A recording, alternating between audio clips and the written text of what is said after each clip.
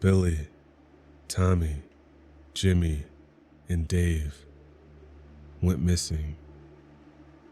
The town went into a frenzy when Susan went missing, and her friend Jamie went missing after she went looking for her. Shelbyville was a small town that had a population of about 26,000 people. The town implemented a curfew.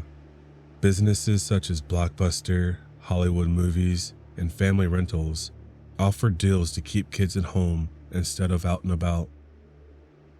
Instead of rent one, get one free, it was rent one and get 3 free. Kids weren't allowed to ride bikes anymore.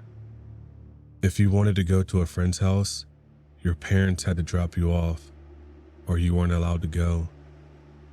The Shelbyville Snatcher flipped the whole nation, not just Tennessee. Commercials would come on. It's 8 p.m. Do you know where your kids are? Everyone was looking out for everyone at this time.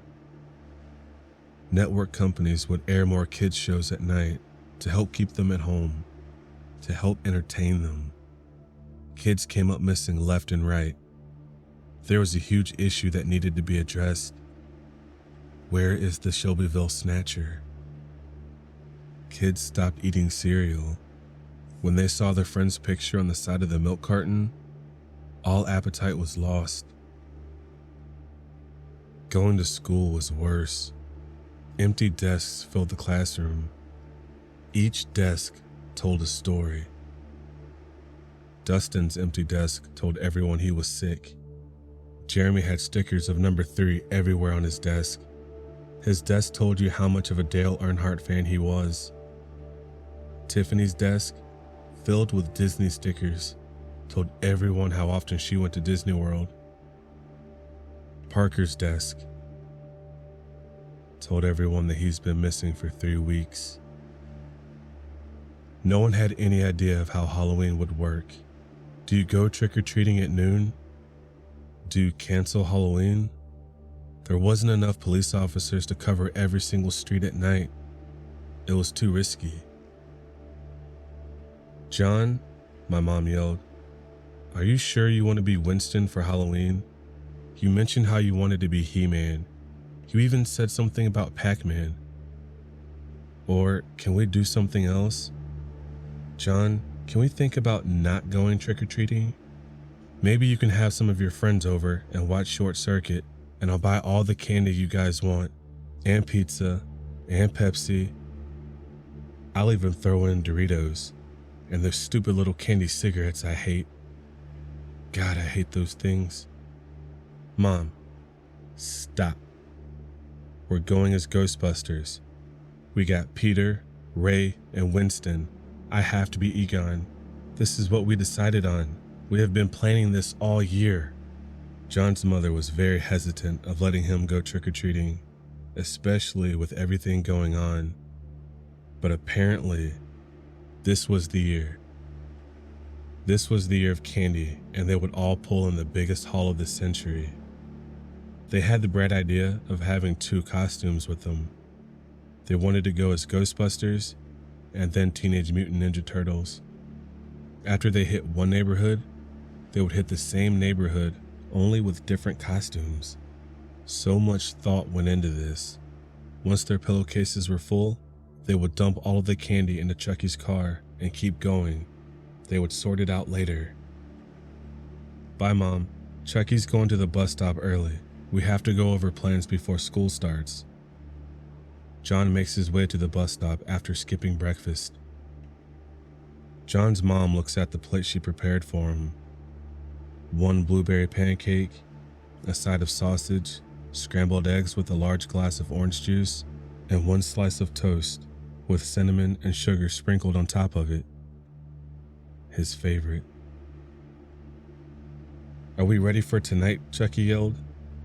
"Tonight is the night we get as much candy as possible. Boys, we better get Fun Dip, Pop Rocks, Lifesavers, peanut butter bars, Astro Pops, and Sugar Daddies. I'm going to slap Miss Nelson if I don't get some bubble tape, and if we get a bag of pennies, That house is getting egged tomorrow. And no more bags of candy corn either. Who does that stupid shit? My mom said she wasn't comfortable about me going out tonight, Tanner said. Tell your mom to stop being a pussy. My dad will be with us, and he's got a gun. That Shelbyville Snatcher won't stand a chance with a bullet in his ass. Now you can come with us, or you can chicken out. Choice is yours, Chucky said. You're not at all worried about the Shelbyville Snatcher? Dude, Parker's been missing for 3 weeks, Patrick said while wiping his forehead. Pat. What's your damage? You need to take a chill pill. My dad's like fucking RoboCop, dude. Takes no mercy on criminals. Chill. You guys don't understand how epic this Halloween will be. Now, who's got the Pop Rocks? I got the cola right here, and if no one wants it, I'm taking all of it. You do realize that RoboCop was shot in the head and died, right? Pat, shut up. Most of the morning flew by, and then came lunch. Another planning time for the boys to sit down and plan their evening. My mom doesn't think it's a good idea that we go out tonight, John said. Let me guess, your mom wants us to just hang out at your house and watch Short Circuit for the 100th time, Chucky said with a smirk on his face. Or we could watch Gremlins. Pat, shut up. I don't shut up, I grow up, and when I look at you, I throw up. Pat, shut up. Now, listen up, ladies. Here's how this is going to work. John, you're Egon and Donatello. Tanner, you're Winston and Michelangelo. Pat, you're Ray and Raphael. And I'm Peter and Leonardo. We start over at Michelle's neighborhood. They have all the best candy, except for Mr. Barter. He always gives us one piece of candy. After we hit that neighborhood, we drop the candy off in my dad's van, and we then head to Lindsay's neighborhood. They're right next to each other. Once we hit her neighborhood, we switch costumes and hit up Michelle's neighborhood again, along with Lindsay's. Is everyone following along? What about the Shelbyville Snatcher? Patrick said, while putting his lips on his straw to suck every last drop out of the can. Pat, what's your damage? You're always a problem. Put the yoo-hoo down and listen. There's nothing left in there anyway. Fuck the Shelbyville Snatcher. I told you my dad's got us. Now listen. I claim all the candy cigarettes. I will trade 2 Snickers for them, Chucky said as the lunch bell rang. Well, ladies, we will talk more after school. Meet at the bike rack. We will all walk to Pat's house and get some of his mom's grilled cheese sandwiches. As the day went on, John felt uneasy. Mr. Lowe's class didn't make him feel any better. John, what is the powerhouse of the cell called? I can tell you don't know. The mitochondrion. If you would stop looking out the window and start paying attention, you would know. I promise I am more interesting than whatever it is outside. And I promise you, whatever is outside does not control your grades, Mr. Lowe said. The same gray Astra van keeps circling the school. It would slow down once it reaches John's view. After it reaches the stop sign, it would speed off and circle back around and repeat. The van's steel rusted rims hugged the road tightly. The top of the van looked weathered with age and appeared to have many issues. There was a crack in the windshield. The right headlight's turn signal didn't work. The driver's and passenger's window had dark tints. The tint was so dark it looked like they were spray painted black. However, the back seat windows had no tint on them at all. No one sees this shit? The same gray van keeps circling the school. Come on, Mr. Lowe, please. I know you see this. It's like an episode from Unsolved Mysteries. You can't be serious right now.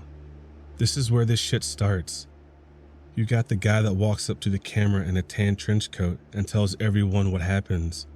And it's always the most obvious shit that no one wants to pay attention to. People get interviewed and tell their side of the story of what happened and how they missed the obvious sign of what happened. You can't be serious. John, this is what's going to happen. You're going to stop scaring the class. You're going to stop being disruptive. You're going to get up from your desk and open that door. Once you open that door, you are going to walk down the hall. At the end of the hall, you're going to take a left. Once you get halfway down that hall, you're going to open the door that says office. Step inside and close the door behind you. Once inside, you're going to talk to Mrs. Dowdy and tell her that Mr. Lowe sent you to speak with Dr. Eli. You will sit down and talk to Dr. Eli and tell her exactly what you said to me. Whatever punishment she has for you is deserved. Make sure to tell her everything. I will be following up with her on this. Live long and prosper, John, Mr. Lowe said as he wiped the blackboard. Trick or treat, the boys said as they opened their pillowcases wide open to get the candy. Mr. Barter reached into his plastic pumpkin to pull out one piece of candy for each of the kids as their faces looked eagerly at the candy. Boys, please make sure you stay together. You have a whole life ahead of you. It would be a shame if the Snatcher got a hold of you, he said. The boys nodded their heads as they closed their pillowcases and walked away. Dude, how in the hell did you get out of all of that? How did you not get in trouble? Seriously, you cussed at the teacher and scared the shit out of the whole class. After you left, Mr. Lowe said screw the test. You had him spooked or something. That was bitchin', dude, Chucky said as he stepped onto the next porch. Trick or treat, they all said. Ghostbusters, I love it. Please be careful. I don't want to see any of you babies on my next milk carton, Mrs. Parsons said. Yes, ma'am, they all said in unison like they had practiced what to say. I don't know, dude. My mom works a lot and my dad just wants the family to be happy. It's almost like he's given up. He's definitely not like your dad. Which, by the way, where is he? You talked a big game, so where is he? John asked. Chill. He had to go watch my sister and her friends real quick. He'll be back.